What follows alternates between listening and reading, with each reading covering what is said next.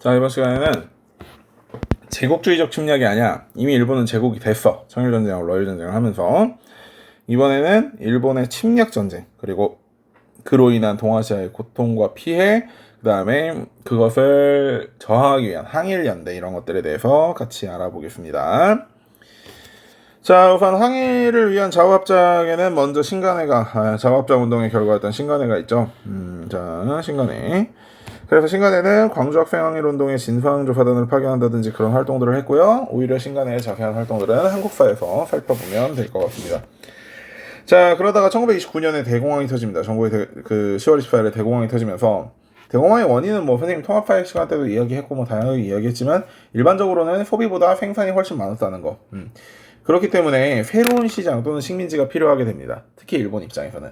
영국이나 프랑스 같이 기존의 식민지를 많이 가지고 있었던 국가들은 블록 경제를 치면 됐었고, 미국 같은 경우는 유럽에 빌려줬던 차관들을 회수하면 되는데, 일본은 또 없었기 때문에 새롭게 식민지를 여는 수밖에 없었죠. 새로운 시장을 개척하기 위해서.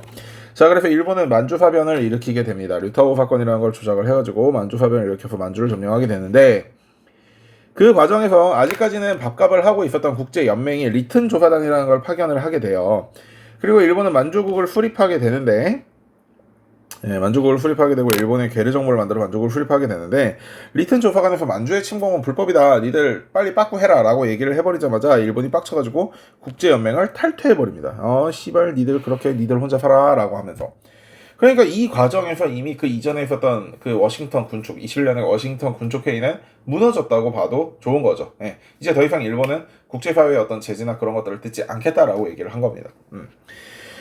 자, 그 과정에서 이제 또 우리나라를 한번 내려가 보면, 이 일본이 만주사변을 일으키고 나서 이제 만주국을 수립하는 그 과정에서 임시정부의 CPR을 계속해서 넣고 있었던 그 김구는 이제 더 이상 CPR로는 안 되겠다, 전기 충격이 필요하다라는 생각 안에 한인애국단을 만들고, 그러니까 의열단을 모방을 한 거죠. 당시 최고의 인기를 누리고 있었던 의열단을 모방을 해서 이봉창이나 용봉길 등의 의거를 시행하게 됩니다. 봉창이 형도 폭탄이 좀 문제가 있었던, 수류탄이 좀 문제가 있었을 뿐이지 일본 천황에게 수류탄을 던진 것도 간지가 나는데, 윤봉길 형은 상하이 홍콩공원에서 어마무시한 사건을 쳐버리고 말았죠.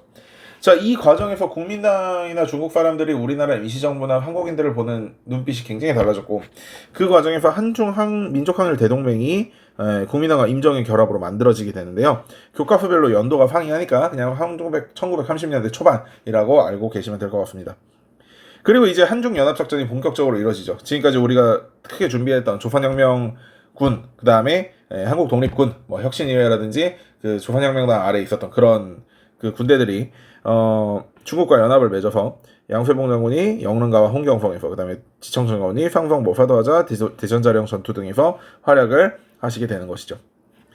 그리고 이제 한중항일 동맹회라는 것이 만들어지는데, 요거는 이제 조선혁명군과 중국군을 중심으로 만들어진 것이 케이스입니다.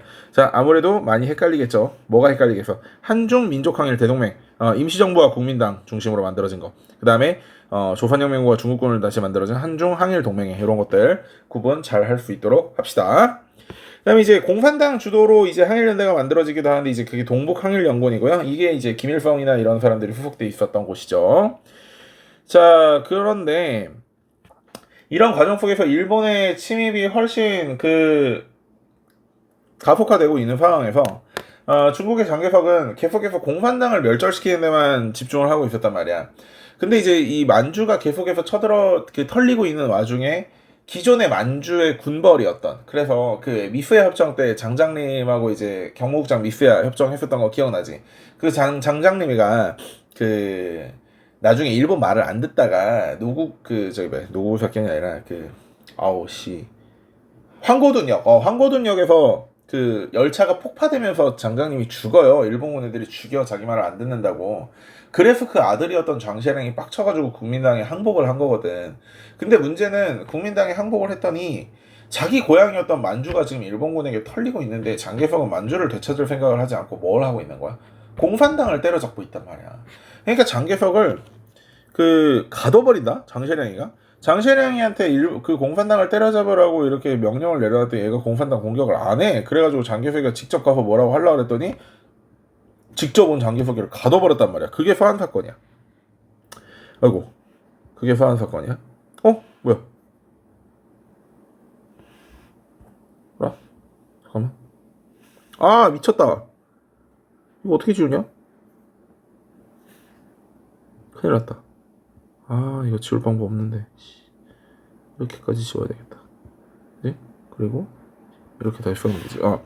자, 그 장신영이는 장철인의 아들 봉천군벌계의 수장이었고 그런 과정에서 공산당을 공격하는 게 아니라 우린 지금 항일투쟁을 먼저 해야 된다라고 하면서 장개석을 가둬버렸단 말이지. 나중에 이걸로 복수 시게 당해요. 아주 시게 당한다. 자, 그래가지고 소환 사건이 일으킨 상황에서 이제 중일 전쟁이 일어나게 되고, 이제 만주가 아니라 중일 전쟁이 일어나게 되고, 그 중일 전쟁 이제 그 과정이 이제 국공 합작도 다시 일어나게 되는 거죠. 이제 제대로 일본이 중국을 쳐들어왔으니까 국민당과 공산당이 다시 한번 협정을 맺자. 그래서 국민당은 더 이상 공산당에 대한 공격을 중지하고, 공산당은 자기들이 점령한 지역에서 폭동이라든지 공산운동이라든지 토지개혁 같은 걸 아직 하지 않겠다라고 하고 일치항일이라는 이름 아래 단결해서 일본군을 몰아내자라고 이야기를 했단 말이야. 자, 그런데 일본군의 이 공격이라는 게 중일전쟁이라는 게 일본군 육군이 원래 좀 그래요. 지들이 원래 러시아나 1차 대전이나 이기지 못했어야 될 전쟁을 이겼거든. 그러니까 이제 뽕이 들어갔어. 뽕이. 그래가지고 중국을 점령하는데 3개월이면 충분하다 이런 개소리를 했단 말이야. 도요토미 히데요시도 안 했을 그런 헛소리를. 그래가지고 이런 소리를 하게 되니까 이런 소리를 하고 이제 중국을 쳐들어갔는데 상하이를 점령하는 데만 3개월이 걸렸어. 그러니까 일본은 그러면 지들이 문제가 있다고 생각을 해야 되는데 감히 위대한 대일본 제국에 중국 새끼들이 저항을 해? 이러면서 난징을 점령하고 난징을 거기는 모든 인간들을 다 죽여버리고 학살하고 막 그 민간인들도 죽이고 전쟁 포로들을 다 죽여버리고 이런 어마어마한 학살을 벌이게 돼요. 그게 이제 삼광각전이라고 하는데 불태우고 죽이고 약탈하는. 그러면서 이제 참수 경쟁 뭐 이런 것도 하고 살리 약탈 강간 방어 이런 걸 한단 말이야.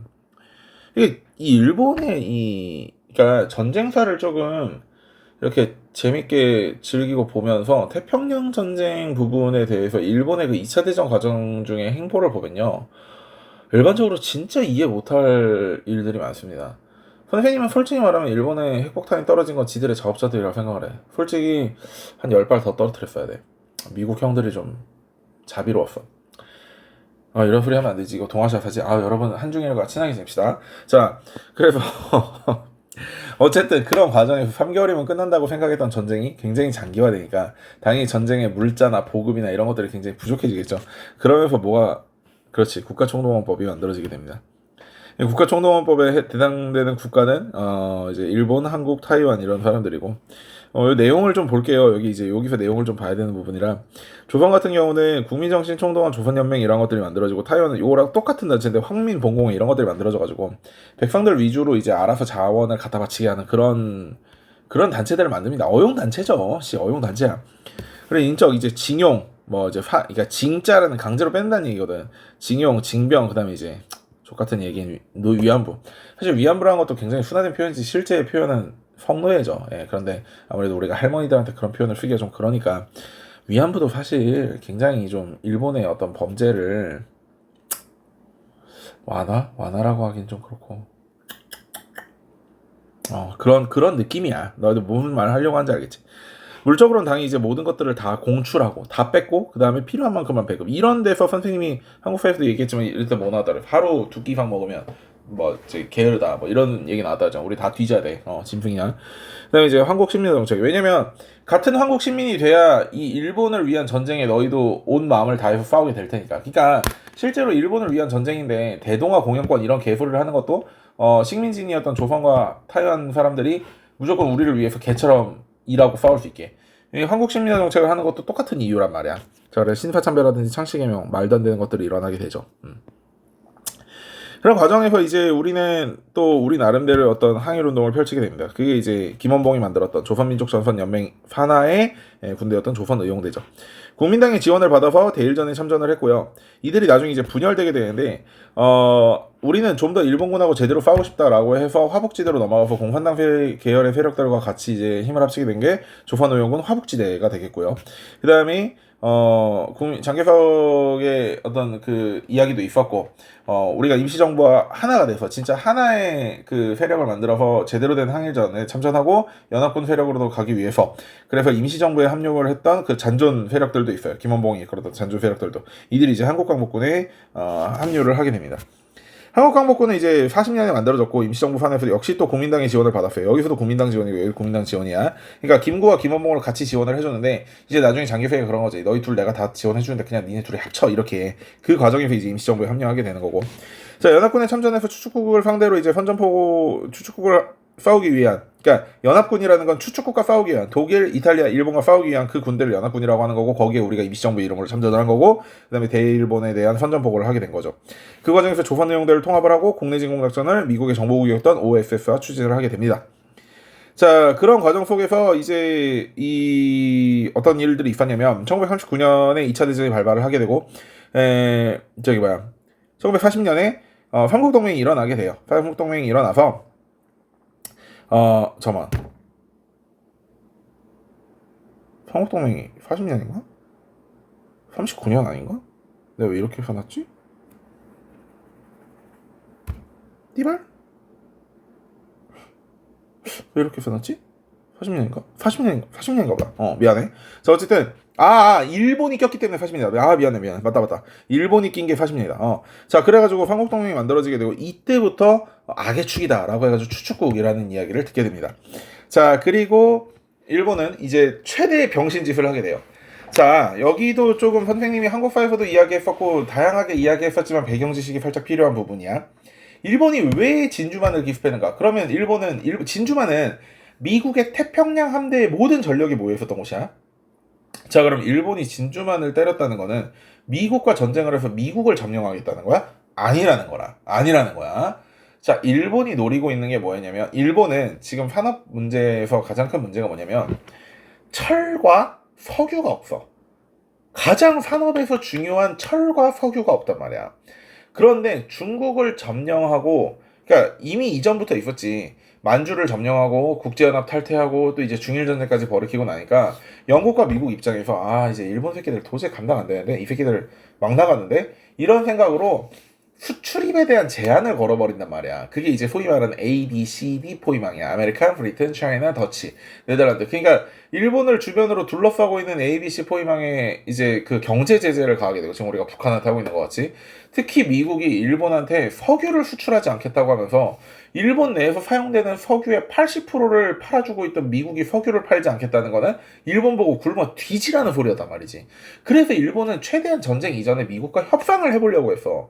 그런데 미국 입장에서는 안 돼, 노 계속 이러면서 일본이 도저히 어떻게 할 수 없는 상황까지 몰아붙였단 말이야. 물론 일본이 중국만 포기하면 미국은 아마 팔았을 거야. 중일전쟁을 관두라는 소리였으니까, 미국의 요청은. 그래서 일본은 좋아, 그렇다면 우리가 직접 석유를 캐겠다라고 해서 우리가 쓸 수 있는 석유가 나오는 곳이 가장 가까운 곳이 어딘가 하고 봤더니 동남아시아 지역에 보르네오, 수마트라 지역에 있던 그런 유전이란 말이야. 근데 그 지역을 먹고 있는 건 영국과 네덜란드야. 그래서 이 지역에 때려잡으려고 하다 보니까, 이 지역을 공격하면 반드시 태평양에 있던 태평양 진주만에 있던 태평양 함대가 자기네들을 협격하러 올 거란 말이지. 그러니까 지금 가장 강력한 전력이 모여있는 진주만부터 먼저 때리자는 거야. 왜? 영국과 네덜란드는 지금 독일과 유럽에서 전쟁을 하느라 이 지역에 신경 쓸 정신이 없어. 그런데 미국은 아직 전쟁에 참전하지 않은 상태란 말이야. 아는 상태야. 그러니까 미국의 전력이 모여있는 진주만부터 때려잡고, 그 다음에 진주만이 무력화되어 있는 사이에 우리가 동남아시아 지역을 차지하고 미국을 압박해서 강화 테이블로 끌어내서 협상하자. 이게 일본의 플랜이었어. 사실 좀 무리라는 생각이 들긴 하지만 나름대로는 그 당시에서 일본이 할 수 있는 최선의 선택이라고 할 수도 있었어. 최선은 아니고 차선이라고 하자. 최선은 중국을 포기하면 되니까. 자, 그래서 태평양 전쟁이 시작이 되는 거야. 이유가 뭐라고? 동남아시아 지역 진출을 위해서라는 거지. 그런데 이거는 대성공했지만 이제 돌리스트를 특공대라든지 미드웨이 해전 이런 데서 대역전이 일어나게 돼요. 이거 두 개 한번 찾아보세요. 되게 재밌어요. 자, 그리고 이제 1943년부터는 이제 쇼미더머니를 치고, 미국이 그 전까지는 일본한테 두들겨 맞기 전까지는 그냥 전쟁에 참여를 안 했어. 왜냐면 대공황의 여파가 아직 남아있기도 했고, 그 다음에 대공황 자체를 미국 사람들은 왜 왔다고 생각을 하냐면 우리가 괜히 1차 대전에 끼어들어가지고 저 새끼들을 위해 대신 싸워주고 저 새끼들한테 돈도 빌려주고 물건도 팔아줬더니 저 새끼들이 돈을 안 갚아서 이렇게 됐다 라는 생각이 있었단 말이야. 그래서 유럽의 전쟁에 끼는 거에 대해서 굉장히 부정적인 생각이었는데 이 일본의 쪽발이 새끼들이 진주만을 딱 때려버리고 나니까 야 이런 씨발 우리가 우습게 보이나? 우리는 복수의 나라다 이러면서 그대로 다 뒤집어 엎어버리겠다고 미국이 극대노하고 분노해가지고 다 뒤집어 엎기 시작한 거야. 그래서 미국이라는 나라가 가지고 있던 모든 생산력을 전쟁에 투입하는 그러한 상황이 되고 그게 이제 제대로 물량이 폭발하기 시작했던 게 1943년. 그 이후부터 일본은 신나게 처발리게 됩니다. 자, 그래서 42년에 보면 조선운영군 화북지대가 공산당으로 들어가서 조선 독립동맹 산하의 군대가 되고요. 이건 이제 한국사 보면 더 자세하게 알 수 있을 거예요. 자, 그래서 오키나와 전투라든지 도쿄 대공수비라든지 선생님 이거 제일 좋아해. 여기 제일 좋아해. 우리 커티스 르메이 형님. 이거 40이 들어간 별표야. 시험에 안 나와. 자, 원폭이 투하되고 일본이 무조건 항복하게 되는 그런 상황이 됩니다. 자, 이래서 일본의 침략전쟁과 동아시아의 고통 그리고 항일연대까지 살펴보았습니다. 고생했고요. 안녕.